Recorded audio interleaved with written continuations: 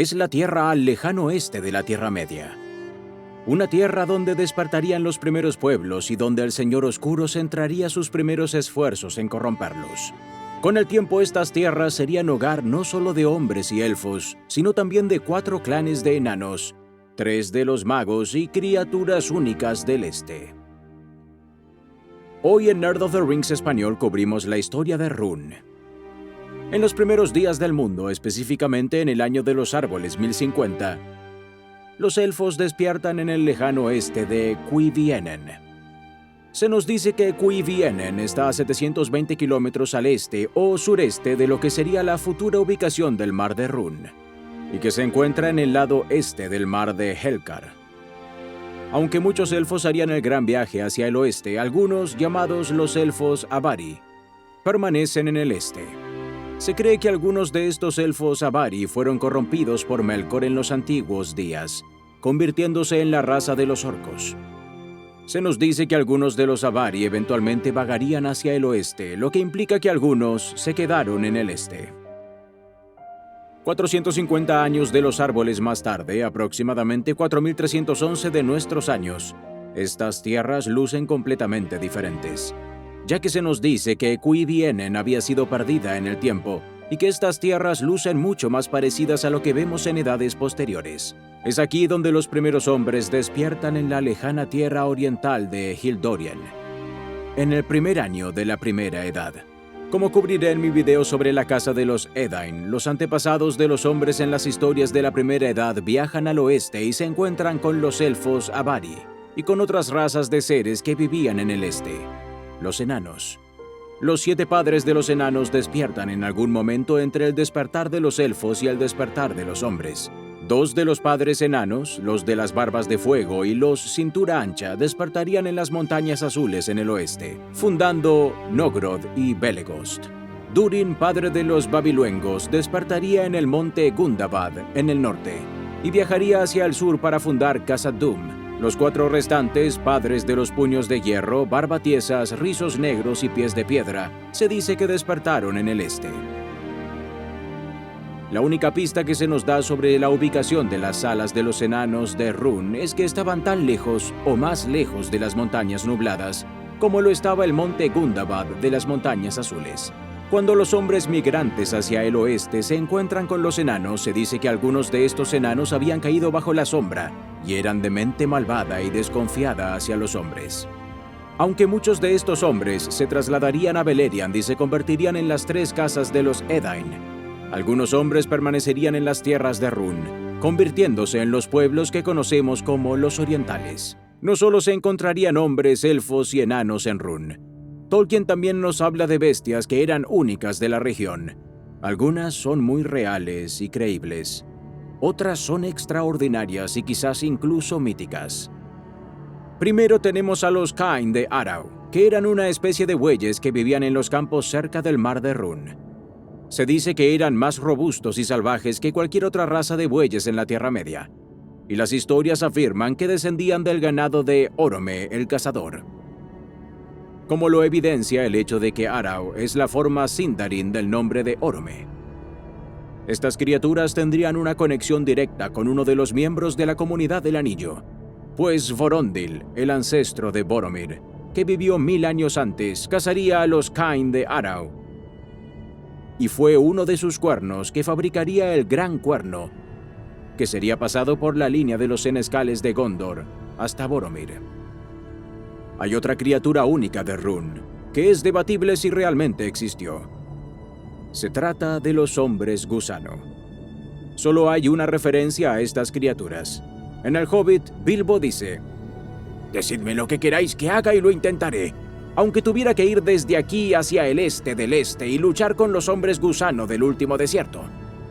Por lo tanto, nos queda especular completamente sobre cómo eran estos hombres gusano, y si de hecho existían o eran simplemente una criatura mítica de la leyenda Hobbit. Así como hizo con los elfos, Morgoth viaja personalmente a las tierras del este, trabajando para corromper a sus habitantes a su voluntad.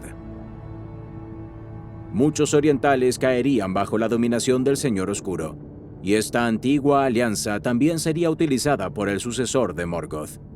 Pues a lo largo de la Segunda y Tercera Edad, vemos a Sauron usar repetidamente el Este como un lugar de escondite, así como un lugar para encontrar seguidores. Cuando Sauron comienza a resurgir en la Segunda Edad, los Valar envían a los dos magos azules a la Tierra Media, y aunque sus acciones y destino final siguen siendo un misterio, Tolkien nos da dos posibilidades muy intrigantes. En sus escritos anteriores, Tolkien imaginó a los magos azules llegando con los otros tres, viajando al este para nunca regresar. También sospechaba que fracasaron en su deber de trabajar contra Sauron y en su lugar fundaron cultos secretos y tradiciones mágicas que perduraron más allá de la caída del Señor Oscuro. Sin embargo, en sus escritos posteriores en los que llegan en 1600 de la Segunda Edad, el mismo año en que Sauron forja su anillo único, viajan al este y al sur. Se nos dice que nunca más fueron vistos o escuchados al oeste de Mordor. En estos escritos que aparecen en el volumen de la historia de la Tierra Media titulado Los pueblos de la Tierra Media, encontramos que los magos azules son nombrados Morinetar, que significa asesino de la oscuridad, y Romestamo, que significa ayudante del este. Durante los años oscuros, cuando Sauron influye sobre gran parte de la Tierra Media y hace la guerra contra los elfos de Eriador, muchos hombres caen bajo su influencia, y el este no es una excepción. Él anima a los orientales durante estos años a ir al oeste para saquear a otros hombres de la Tierra Media. Esto resulta en una guerra entre los orientales, los orcos y los hombres del norte de Rhovanion. También durante estos años oscuros, que abarcan gran parte de la Segunda Edad, Sauron da un anillo de poder a un señor oriental llamado Khamûl. Con él obtiene gran poder entre su pueblo, convirtiéndose en un poderoso señor y hechicero. Esto, por supuesto, tiene un costo insuperable, ya que se convierte en un espectro, un esclavo del poder del anillo único. Khamûl, el único Nazgûl del que conocemos el nombre, es el segundo más grande de su tipo, solo superado por el rey brujo mismo. Se nos dice que mientras su habilidad para percibir la presencia del anillo único solo es superada por el rey brujo, su poder menguaba a la luz del día. Sabemos que Sauron frecuentemente utilizaba a hombres del sur y del este junto con sus orcos en sus guerras contra los pueblos libres.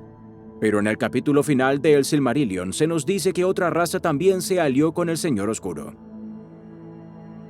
Todas las criaturas vivientes se dividieron ese día, y algunas de la misma especie, aún bestias y aves, estaban en uno y en otro bando. Excepto los elfos. Solo ellos no estaban divididos y seguían a Gil-galad. De los enanos, pocos eran los que luchaban también en los dos bandos, pero el clan de Durin de Moria luchaba contra Sauron. Así que, mientras el pueblo de Durin estaba firmemente aliado contra Sauron, de hecho hubo enanos que se aliaron con el Señor Oscuro en esta gran guerra de la Segunda Edad. Es muy probable que estos enanos estuvieran entre los enanos que vivían en Rhûn. Después de la derrota de Sauron por la última alianza en 3441 de la Segunda Edad, las tierras del este son liberadas de su tiranía. Sin embargo, muchos todavía tenían oscuridad en sus corazones, lo que llevó a batallas entre grupos de hombres dentro de Rhûn. En los siglos venideros, los orientales llevarían la guerra a los hombres que habían jugado un papel importante en la derrota de Sauron, los hombres de Gondor. Cada uno de estos ataques, batallas e incluso el breve periodo cuando Gondor conquista la tierra más occidental de Rhûn estarán detallados en mi video sobre los orientales. En cuanto a Sauron, estaba muy debilitado por su derrota corporal y la pérdida de su anillo gobernante. Se cree que su espíritu huyó una vez más al lejano oeste, donde buscó recuperar su fuerza. No sería hasta 1000 años después de la Tercera Edad que podría comenzar nuevamente a tomar forma física. Con este desarrollo, los Valar envían magos para ayudar a los pueblos libres en su lucha contra el Señor Oscuro. Si seguimos los escritos posteriores de Tolkien, es cuando los tres magos restantes llegan a los puertos grises en la costa occidental de la Tierra Media. Apenas 50 años después, Sauron comenzaría su reaparición al asentarse en el antiguo reino élfico de Amon Lang, que se convierte en Dol Guldur. Poco después de llegar en el año 1000 de la Tercera Edad, un tercer mago haría su camino a las tierras de Rhûn. Saruman el Blanco. El líder de los Istari pasaría los próximos 1500 años en el este, los últimos 400 de los cuales coincidirían con el propio tiempo de Sauron en las tierras tan frecuentemente influenciadas por los señores oscuros.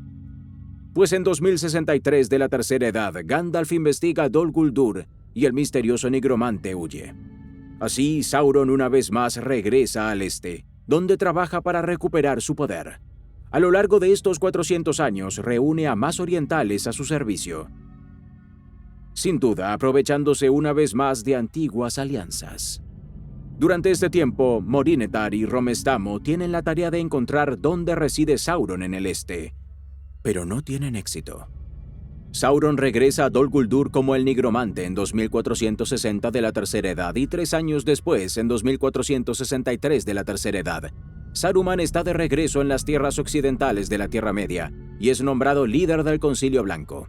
Solo podremos conjeturar si Saruman alguna vez se encontró con los magos azules durante sus 1500 años viviendo en Rhûn. En 2793 de la Tercera Edad, enanos de los 4 reinos del este se unieron a los otros 3 clanes enanos en la Guerra de los Enanos y los Orcos. Esta guerra, provocada por la muerte del rey Thror, es cuando el pueblo de Durin busca la retribución y la reclamación de su antiguo hogar de Khazad-dûm. Después de que la guerra termina en 2799 de la Tercera Edad, los supervivientes regresan a sus salas orientales. Volveríamos a escuchar sobre los enanos del este a finales de la Tercera Edad. En la Comunidad del Anillo se nos dice que a medida que la guerra y la oscuridad crecen una vez más en Rhûn, muchos de los enanos del este abandonan sus antiguas tierras, trasladándose lo más lejos posible de Rhûn, hacia las montañas azules al oeste de la comarca.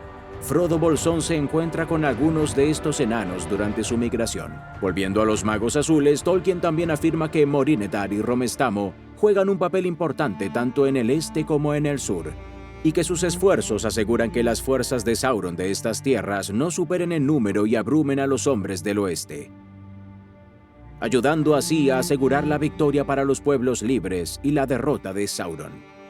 Esto sugiere que tal vez hubo grandes batallas entre diferentes grupos de orientales.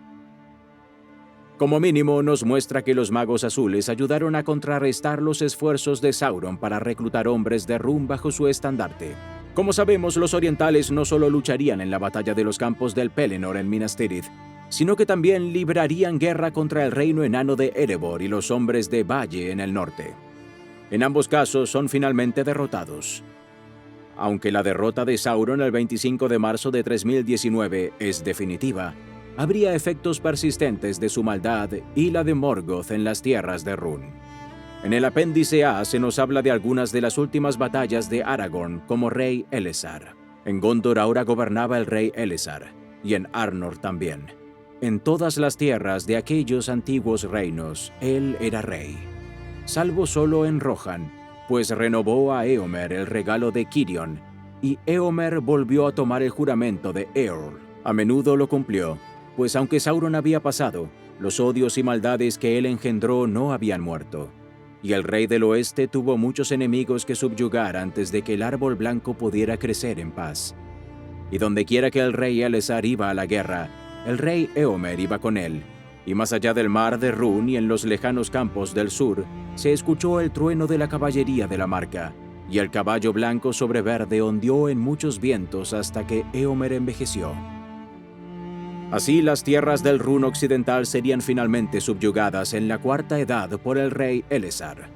En cuanto a los días venideros, nos queda preguntarnos qué sucedió con los habitantes del este.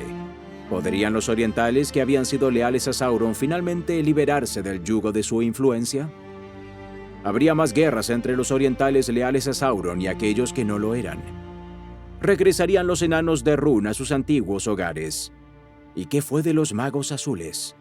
Estas son preguntas que permanecen sobre Rhûn, uno de los reinos más interesantes pero misteriosos de la Tierra Media.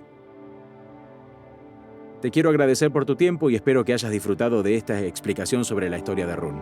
Te cuento que me llamo Santiago y me encargo de realizar el doblaje de los fantásticos videos de Matt. Si te gusta la narración que escuchás, considera apoyarme en un nuevo proyecto de meditación, reflexión y desarrollo personal, acá en YouTube en Espacio Vivo DH. Eso es, Espacio Vivo Delta Hotel.